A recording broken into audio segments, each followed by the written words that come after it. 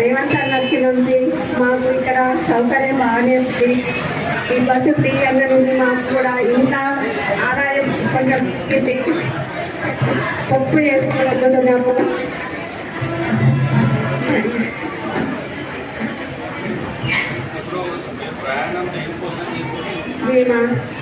మేము ఒక జాబ్ వస్తున్నాము. అట్లా బస్సు ఉంటే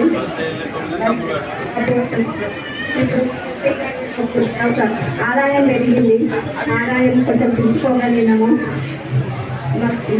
ప్రభుత్వము వచ్చిన వెంటనే డిసెంబర్ 9వ తారీఖు 2 ప్రోగ్రామ్స్ ఇమ్మీడియట్గా ప్రామిస్ చేసిన ఇంప్లిమెంట్ చేసింది. అందులో మొదటి ప్రోగ్రామ్ ఇది Mahalakshmi. So Mahalakshmi program design లోపల కేవలము మీ జర్నీ చేసినప్పుడు అమౌంట్ ప్రభుత్వం భరించడమే కాదు.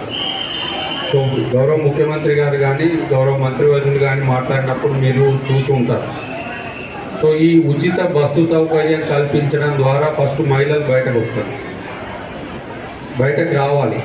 వచ్చి మీకు ఏదైనా అవసరం ఉంటే ఇమ్మీడియట్గా వెళ్ళి పని చేసుకొని వచ్చేందుకు అవకాశం, అంటే మీ మూమెంట్ అనేది పెరుగుతూ ఉంటుంది. సో మంచి ఉద్దేశంతో పెట్టారు. అది సక్సెస్ఫుల్గా మనము గత సంవత్సరం 8 నెలల నుండి కూడా ఇంప్లిమెంట్ చేస్తున్నాం. ఇది పెరిగింది అనేందుకు నిదర్శనం ఏంటంటే, ఫర్ ఎగ్జాంపుల్ ఇప్పుడు వీరితో మాట్లాడినప్పుడు నిజామాబాద్ రీజియన్ లోపల ఇంతకుముందు 250 బస్సులు ఉండేవి. 250 బస్సులు ఈ స్కీమ్ ప్రారంభం కాకముందు ఉన్నప్పుడు మహిళలు ప్రయాణం చేసేటోళ్ళు, పురుషులు కూడా ప్రయాణం చేసేటోళ్ళు. సో ఫ్రీగా ఇవ్వకపోతే ఈ 200 బస్సులు సరిపోయేది. ఇంకే ప్రయాణం అవుతుంటే రెగ్యులర్గా జనాభా పెరుగుతుంది కాబట్టి 5-10 యాడ్ చేసుకుంటూ పోతారు. కానీ ఈ స్కీమ్ స్టార్ట్ చేసిన తర్వాత మహిళా ప్రయాణికుల కోట్ల రూపాయలు మనము రాష్ట్ర ప్రభుత్వము ఆర్టీసీకి చెల్లిస్తాం. 6,680 కోట్ల రూపాయలు మన రాష్ట్రంలో ఈ సంవత్సరం 8 నెలల లోపలనే పేమెంట్ చేయడం జరుగుతుంది. అంటే ఒక్కొక్క సంవత్సరం దాదాపు 4 నుండి 4,000 వరకు, దాదాపు 4,000 వరకు పేమెంట్ చేసుకుంటూ వెళ్తుంది సంవత్సరానికి. ఫ్యూచర్ లోపల ఇదే ఇంకా నెంబర్ ఆఫ్ బస్సెస్ పెంచుకుంటూ వెళ్తే, మహిళల ప్రయాణం పెరుగుతూ వెళ్తే సంవత్సరానికి 5,000-6,000 కోట్లు కూడా ప్రభుత్వం భరిస్తుంది. కానీ ఇది మహిళల అభ్యున్నతి కోసమని మిగతా అన్ని స్కీమ్స్తో పాటు ప్రభుత్వం ఫోకస్ చేస్తుంది. అందరూ కూడా మహిళలు దీన్ని ఉపయోగించుకొని మీ పనులు ఈజీగా చేసుకొని మీ డెవలప్మెంట్ లోపల మహాలక్ష్మి స్కీమ్ కూడా ఉండాలని కోరుకుంటూ నాకు ఈ అవకాశం ఇచ్చినందుకు ధన్యవాదాలు. సీఎం రేవంత్ రెడ్డి గారు ప్రవేశపెట్టిన మహాలక్ష్మి స్కీమ్ ఉపయోగించుకున్న మహిళలు ఈ రోజుతోని 200 కోట్ల మంది ప్రయాణం చేసిన సందర్భంగా ఈరోజు మన బస్ స్టేషన్లో మహిళలకు శుభాకాంక్షలు తెలియజేసే ప్రోగ్రాం నిర్వహించడం జరిగింది.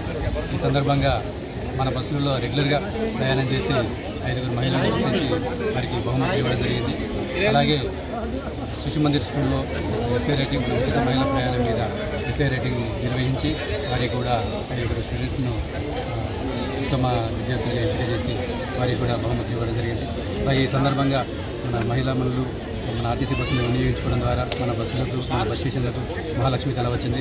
అలాగే ఇక ముందు కూడా అందరూ కూడా మహిళలు వారి కుటుంబ సభ్యులతో సహా మన బస్సులను ఆదరించి మన బస్సుల్లోనే ప్రయాణం చేసి క్షేమంగా వారి గమ్యస్థానాలకు చేరుకోవాలని ఈ సందర్భంగా అందరినీ కోరుకుంటున్నాం. ప్రజాపాలన వచ్చిన తర్వాత ఎన్నికల ప్రచారంలో భాగంగా కాంగ్రెస్ పార్టీ ఏదైతే హామీ ఇచ్చిందో మహిళలకు ఉచిత ప్రయాణం ఇచ్చిన మాట ప్రకారం ప్రభుత్వం వచ్చిన నెల లోపలనే మహాలక్ష్మి పథకాన్ని ప్రారంభిస్తూ మహిళలకు ఉచిత బస్సు ప్రయాణాన్ని కల్పించడం జరిగింది. ఈ పథకం విజయవంతంగా నేటి వరకు అమలవుతూ ఉన్నది. నేటికి 18 నెలలు గడిచినప్పటికీ డిపో మేనేజర్ గారు చెప్పినట్టు కొన్ని కోట్ల మంది మహిళలు ఉచిత ప్రయాణాన్ని వినియోగించుకున్నారు. అదేవిధంగా రానున్న కాలంలో మహిళలు ఈ పథకాన్ని ఉపయోగించుకొని ఉచితంగా ప్రయాణం చేసి ప్రయాణ ప్రాంగణాలకు ఒక మంచి కళ తీసుకురావాలని కాంగ్రెస్ ప్రభుత్వం మహిళల్ని మారాలను చేసే అనేక కార్యక్రమాలు చేపడతా ఉన్నది. అదేవిధంగా మహిళలందరికీ మేము ఒకటే కోరుతూ ఉన్నాం, కాంగ్రెస్ ప్రభుత్వానికి ఎల్లప్పుడూ మీరు అండగా ఉండండి. మీకు కాంగ్రెస్ ప్రభుత్వం అండగా ఉంటుంది. ఈ సందర్భంగా ముఖ్యమంత్రి గారికి, రవాణా శాఖ మంత్రి గారికి, అలాగే పూర్తి మంత్రిమండలికి ఆర్మూర్ నియోజక కాంగ్రెస్ పార్టీ తరఫున, మహిళల తరఫున ప్రత్యేక ధన్యవాదాలు తెలియజేస్తాం.